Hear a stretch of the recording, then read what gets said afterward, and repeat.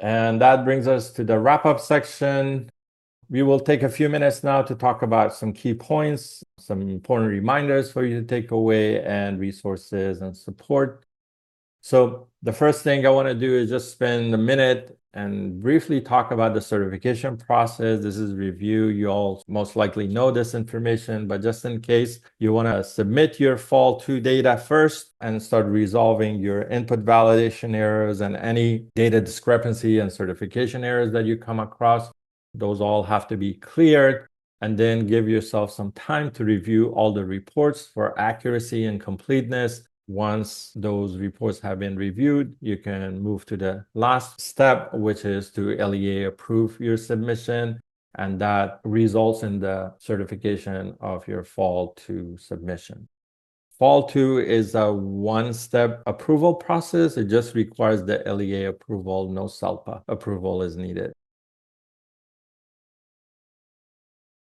Let's talk a little bit about suggested milestones for Fall 2. Sometimes it is difficult to determine how to pace yourself through the CalPAS work because the deadlines start off so far in advance.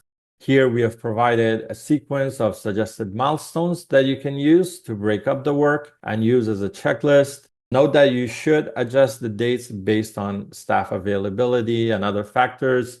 From now until January 10th, you would want to focus on your Fall 2 data population in your local student information system and HR systems. Complete that as soon as you can. And then once you do that, you can start submitting your various files to CalPAS as shown here and resolve any validations you may come across initially, as well as any data discrepancies or certification data discrepancies and certification errors on the server side.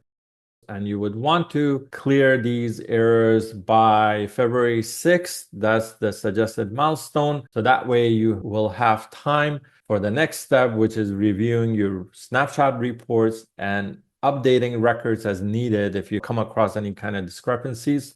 Share those reports with your data stewards, site leaders, and administrators for them to review. So as you can imagine, it takes a little bit of time for everyone to do their reviews. That's why you want to give yourself some time, about a couple of weeks at least, and then certify your Fall 2 by February 27th, which is the certification deadline.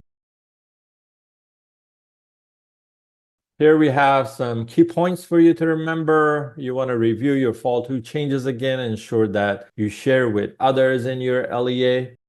Make sure that assignment monitoring errors are addressed. You want to review reports 4.3 and 4.5 that are related to assignment monitoring to see the attributes and other information related to this subject. Ensure that FTE percentage is always greater than 0 for staff on leave. And make sure that all certification fatal errors as well as CDDs are resolved in order to be able to approve your Fall 2. Fall 2 certification, as I mentioned earlier, is a one-step approval process. Only LEA approval is needed. Last but not least, communicate, collaborate, and coordinate internally in order to be successful with your Fall 2 submission.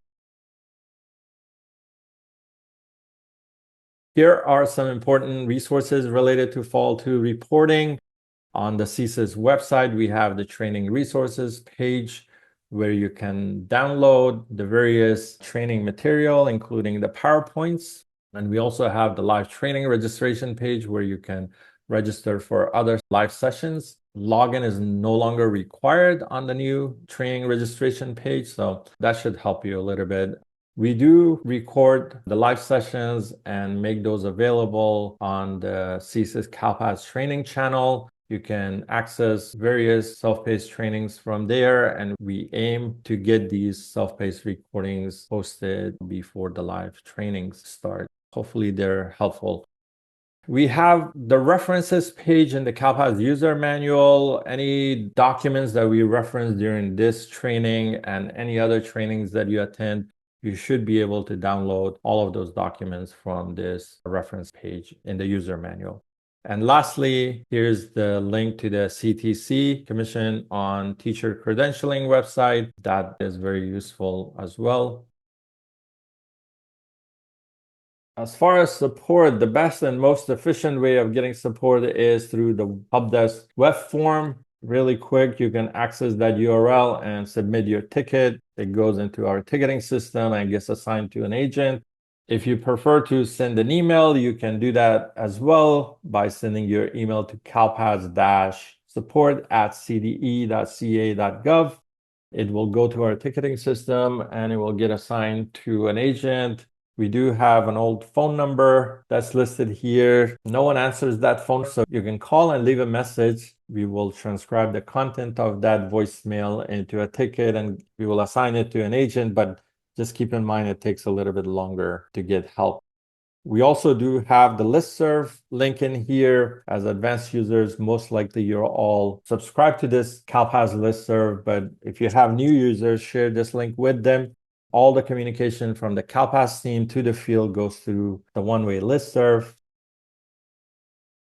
And with that said, I do want to thank you for attending today's training and thank you for your time. And I want to thank my colleagues for helping me with this session. And I do wish you best of luck with the Fall 2 submission. And we are here to help you. If you do need additional help, again, feel free to submit a support ticket and let us know, and we'll be more than happy to assist you.